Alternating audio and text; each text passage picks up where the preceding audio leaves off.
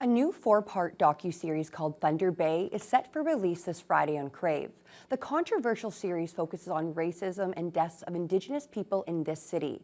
It's produced and hosted by Anishinaabe journalist Ryan McMahon, who also created the popular Canada Land podcast on the same topic. Jonathan Wilson reports. The new docuseries is hitting Crave on Friday, which looks to uncover the truth behind the mysterious deaths of Indigenous people and systemic racism in Thunder Bay.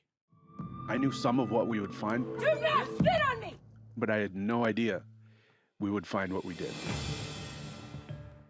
The series is hosted and produced by Ryan McMahon, a member of the Couchiching First Nation near Fort Frances. McMahon says it was important to build on his popular podcast of the same name, as he believes there are common circumstances to the deaths of many Indigenous people in Thunder Bay. Stories like this take place all over the place. However, these particular stories and the way young Indigenous people die and the way Indigenous people die inside the city are very particular. And so in looking at that, we wanted to continue the conversation around how and why young people die inside the city of Thunder Bay. The series also looks at some high-profile cases in the city that gained national attention, including the Braden Bushby manslaughter sentencing.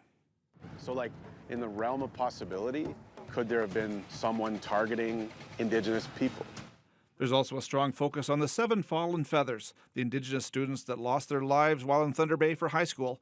Along with this, the significant number of Indigenous people found dead in waterways is discussed, and how the Thunder Bay Police handled those and other Indigenous death investigations. As a result of broken trust in 2018, this unleashes a whole new slew of reinvestigations into 9 plus 1 particular deaths, so 10 in total.